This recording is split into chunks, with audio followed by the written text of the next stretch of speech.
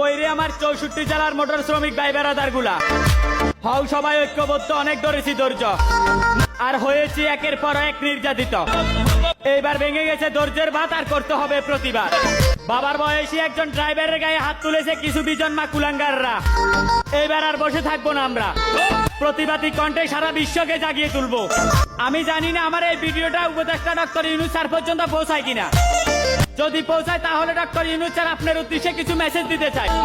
যেই দেশের রাস্তায় একটা গাড়ি টায়ার পাঞ্চার হলে ড্রাইভারকে 5 মিনিট সময় দেওয়া হয় না, আপনার পুলিশ প্রশাসন চাপিয়ে পড়ে রেখা লাগিয়ে 5 থেকে 10,000 টাকা ঘুষ নিয়ে যায়।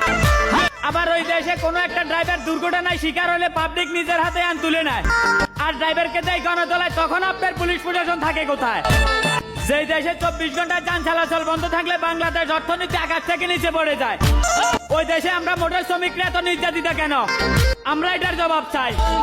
যেই দেশে রাস্তায় একটা গাড়ি নিয়ে নামলে জানুয়ারি টু জানুয়ারি পর্যন্ত রোড পারমিট, টেস্ট টোকেন এবং অন্যান্য কাগজপত্রের জন্য 40 থেকে 45,000 টাকা সরকারকে ব্যাট দেওয়া হয়, ওই দেশে আমরা ড্রাইভাররা কেন আপনার পুলিশ প্রশাসনের কাছে নিরাপত্তা নয়?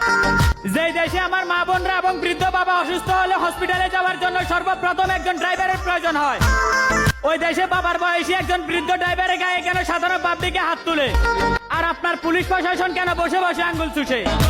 যেই দেশটাকে 75% অর্থনীতি সচল রেখেছে প্রবাসী এবং মোটর শ্রমিকরা, ওই দেশে কেন দিনের পর দিন লাঞ্ছিত হচ্ছে প্রবাসী এবং আমরা ড্রাইভাররা? ডক্টর ইউনূস স্যার, আমি আবারও স্পষ্টভাবে একটা কথা বলে দিতে চাই, ওই কুলাঙ্গারদেরকে আইনের আওতায় আনা হোক আর আমরা আমাদের ন্যায্য